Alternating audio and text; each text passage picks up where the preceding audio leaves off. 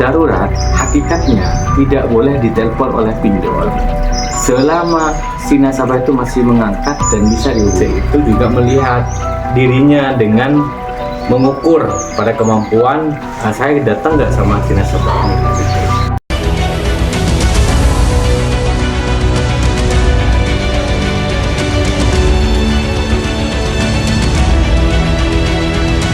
Assalamualaikum warahmatullahi wabarakatuh. Selamat berjumpa kembali di channel Ilmu Official. Barangkali ada yang baru mampir di channel ini, perkenalkan saya Mas Fai. Saya akan terus mengisi edukasi seputar financial technology atau fintech ya. Tentu juga di sela-sela itu ada juga tentang kajian pendidikan, kemudian juga ada soal motivasi, bahkan tentang solusi usaha juga kita bahas. Tetapi di 2 bulan ini kami masih fokus di bidang financial technology atau fintech. Fintech khusus edukasi tentang beberapa problem, diantaranya adalah problem soal gagal bayar di pinjol, kemudian juga penipuan joki, dan juga biasanya kami bahas soal bagaimana caranya mengatasi ketika kita sudah sedang terlanjur gagal bayar. Nah, sahabat ilmu yang bersemangat ya, yang saya muliakan, tentunya kali ini saya akan mencoba membahas tentang Julo. Kalian tahu tentang Julo pastinya kan? Julo itu aplikasi pinjol yang udah didirikan sejak 2016. Jadi established di tahun 2016. Dan Julo sendiri sudah mengantongi izin dari Otoritas Jasa Keuangan. Dan ini udah PT tentunya, dan juga sudah terafiliasi di asosiasi ya tentunya. Baik, bicara Julo, kita ingin bicara soal bagaimana kalian ketika sudah terlanjur gagal bayar di Julo. Apa yang akan Anda lakukan? Biasanya pertanyaannya begini, kalau kalian sudah tidak bisa membayar, Mas, apakah Julo itu didatangi oleh debt collector? Dan kalau iya, kapan debt collector itu datang? Apakah setelah 2 hari kah, 7 hari kah, atau sebulan kah? Biasanya pertanyaannya seperti itu ya. Baik, biasanya Julo memang kalau yang tercover oleh DC itu didatangi setelah 3 hari. Biasanya seperti itu. Tetapi ini tidak bisa dipastikan karena itu juga menyesuaikan dengan keadaan planning dari kantor Julo itu sendiri. Jadi meskipun saya nggak tahu persis ya, tetapi saya udah bisa membayangkan, katakanlah misalnya kalian termasuk cover area di Surabaya misalnya. Nah, kemudian di Surabaya itu orang-orang yang minjem berKTP Surabaya atau tidak berKTP Surabaya tapi beralamat tinggal di Surabaya, dari kantor itu biasanya ada radius, katakanlah misalnya radius 20 sampai 30 kilo. Nah, di 20 sampai 30 kilo itu kan di mapping lagi nominal siapa yang paling banyak dan siapa yang udah benar-benar macet dan nggak bisa dihubungi, dan kira-kira dari foto GPS terjangkau nggak rumahnya. Terus kemudian tentu bergantung pada DC-nya ya, DC atau FC-nya. FC-nya itu dia melihat diri kalian berpotensi untuk bayar nggak kalau didatangi kayak gitu.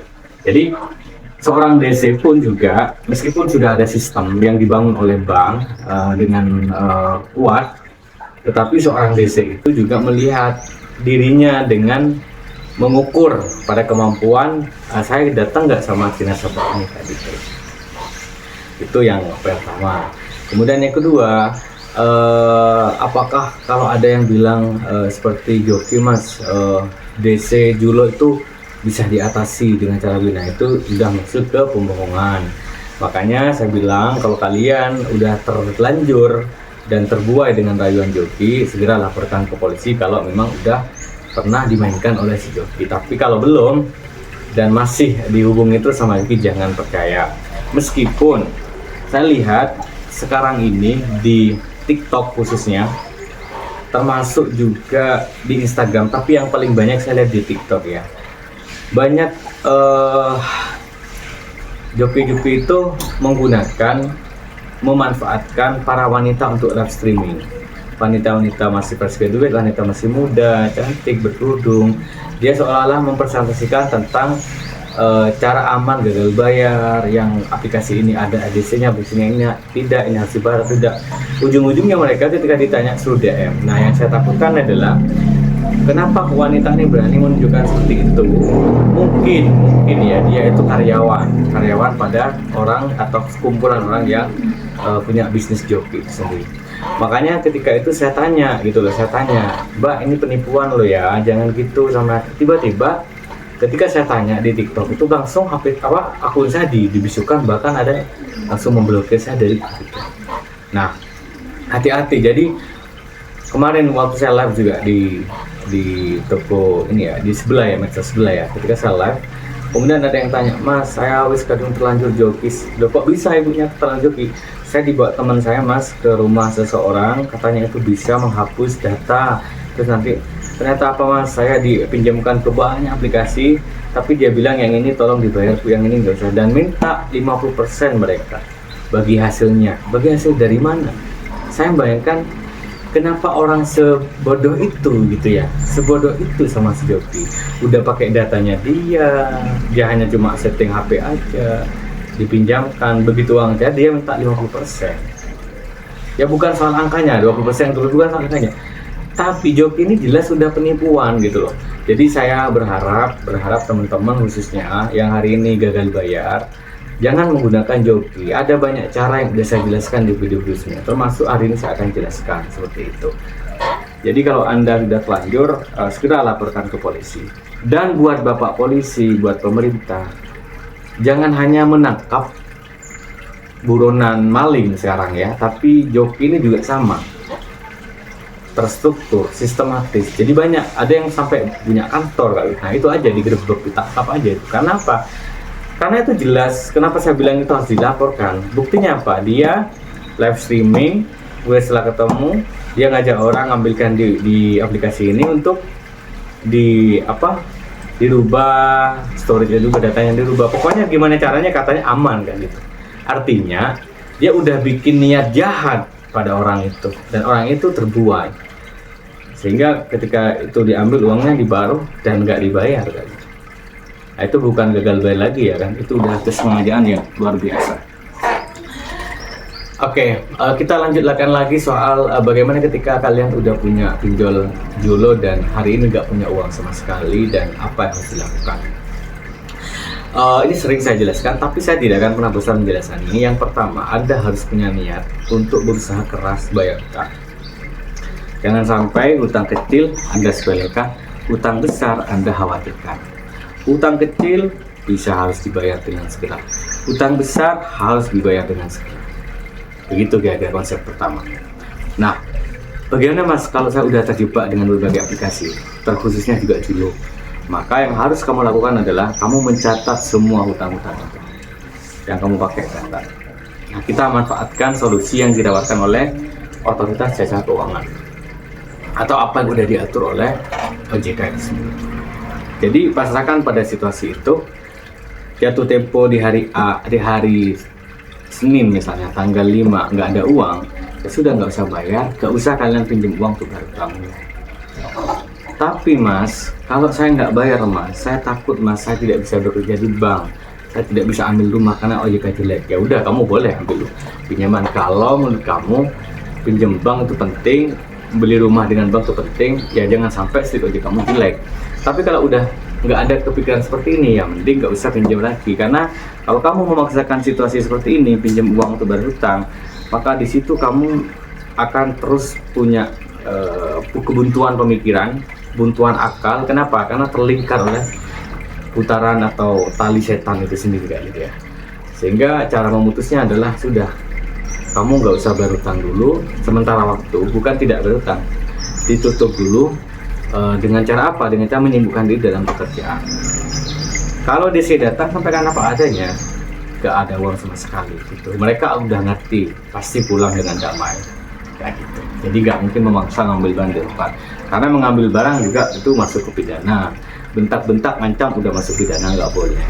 Nagih di luar jam kerja gak boleh. Mas apakah kondar? Mas malu. Nah, kontak darurat pastinya di telepon. Karena itu kamu terus terang, lebih jujur, lebih baik. Memang pahit di awal, tapi enak setelah itu gitu loh. Jadi kamu telepon kondarnya. Kalau Kalau aku udah berusaha ngangkat, tapi kalau dia masih nelpon lagi ke kondar, sebenarnya kontak darurat itu fungsinya itu tidak boleh ditelepon kalau tidak diangkat, kalau masih mengangkat. Jadi kontak darurat hakikatnya tidak boleh ditelepon oleh pinjol selama si nasabah itu masih mengangkat dan bisa dihubungi.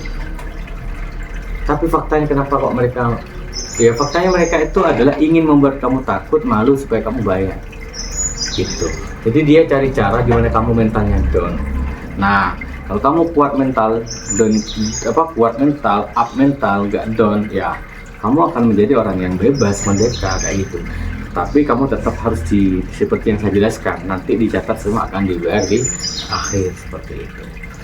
Terus saya kan perempuan, masa takut, malu dan segala macam. Ya sudah, kalau kamu malu, maka kamu terus terang aja ke si konternya, sampaikan kalau ada orang nelpon, tolong ini jangan diangkat atau bagaimana, terserah. Terus yang kedua, kalau ada DC masukkan dalam rumah, dan tentu kalau kamu perempuan harus ada suaminya gitu kan. Terus yang berikutnya adalah kalau ada DC kemudian mengancam kamu dan segala macam, ya kamu rekam, kamu laporkan, semua ada proses hukum seperti itu. Apalagi ya teman-teman ya, ini apakah DC nyebar Julo nyebar data? Julo nggak nyebar data karena Julo udah terdeteksi oleh otoritas jasa keuangan. Kalau ngancam mas biasanya nggak akan terbukti kalau itu dari Julo. Makanya nggak usah kamu sakit hati kalau kamu dikata-katain babi lah, anjing lah, tapi di situ nggak ada yang mengenalkan diri dari mana, nggak usah, berarti itu orang salah sasar aja kayak gitu. Itu aja, semoga bermanfaat teman-teman. Kalau kamu punya hutang semoga lunas, catat hutangnya, segera lunasi. Kalau udah ada uang, kalau belum ada gagal bayar dulu nggak apa-apa. Dan ini bukan kampanye saya untuk gagal bayar, tapi kampanye saya adalah jangan gali lubang dan tutup lubang. Dan buat kalian yang masih bingung, belum puas dengan apa yang saya sampaikan ya, silakan ada masuk ke grup kami. Di situ banyak senior-senior kalian yang udah mulai, ada yang udah bayar, ada yang udah mulai stabil ya, ada yang udah kuat mental. Kamu bisa masuk di grup, kamu bisa saling curhat di situ. Dan buat kalian yang merasa bermanfaat ya dengan adanya video channel Ilmu Official, bantu like ya, komentar juga supaya bisa di-up video saya, dan kamu share ke teman-temannya yang mungkin hari ini lagi masalah dengan pinjol. Semoga video ini bermanfaat.